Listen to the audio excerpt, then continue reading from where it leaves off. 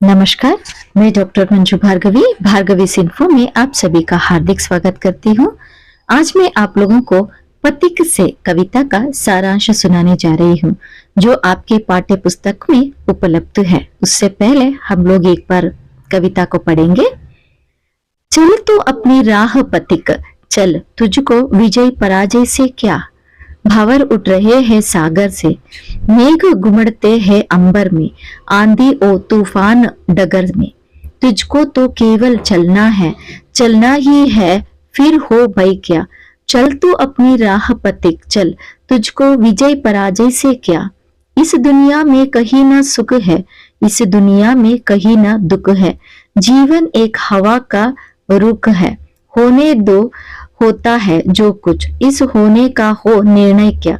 चल तू अपनी राह पथिक, चल तुझको विजय पराजय से क्या। अरे थक गया, फिर बढ़ता चल, उठ संघर्षों से अड़ता चल। जीवन विषम पंथ चढ़ता चल, अड़ा हिमाचल हो या यदि आगे, चढ़ू की लौटू क्या संशय क्या। चल तू अपनी राह पथिक, चल तुझको विजय पराजय से क्या। कोई रो रो कर सब खोता, कोई खो कर सुख में सोता। दुनिया में ऐसा ही होता, जीवन का क्रय स्मरण यहाँ है, निश्चय ध्येय यदि फिर क्षय क्या। चल तू अपनी राह पथिक, चल तुझको विजय पराजय से क्या। अब हम लोग इसका भावार्थ देखेंगे।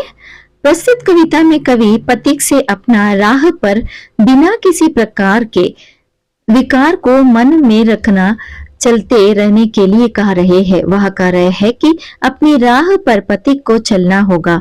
तुझको हार या जीत से क्या लेना देना। सागर में बड़ी बड़ी लहरें उठ रही है तथा भंवरे आंधी के समय समुद्र के गोलाकार होकर पानी का बहता है, वो स्थिति वो पड़ रहे हैं। यहाँ तक कि आसमान में भी मेघ घुमड़ घुमड़ कर छा रहे हैं, लेकिन इस आंधी और तूफान में भी पथिक को चलना ही है। और जब चलना ही है तो किस बात का डर। वे कहते हैं कि इस दुनिया में कहीं बिन ना पूरा सुख मिलता है, ना बहुत दुख मिलता है, बल्कि सुख दुख दोनों साथ साथ ही रहते हैं। ये जीवन एक हवा के रुख से साथ बदलता रहता है तथा उसमें सुख दुख हवा के बदलते ही एक के बाद एक आते रहते हैं। जो होना होता है वह होता ही है। पथिक से वे कहते हैं कि जो हो रहा है होने दे, बल्कि इस होने का निर्णय भी वह नहीं कर सकता है। उसे इस होने के बीच अपनी राह पर चलना ही होगा। अगर थक गया तो थोड़ा आराम कर लेना, फिर आगे बढ़ना ही होगा। संघर्ष से लड़ना होगा और जीवन के इस विषम रास्ते पर चलना ही होगा। अगर रास्ते में हिमालय भी अड़ तो भी किसी प्रकार का संदेह किए बिना आगे बढ़ना होगा।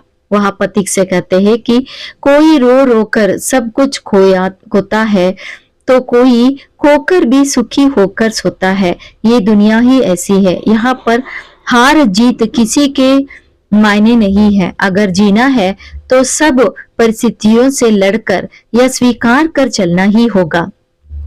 हम यहाँ पर जीवन खरीदते हैं, लेकिन यहाँ पर मरना भी पड़ता है।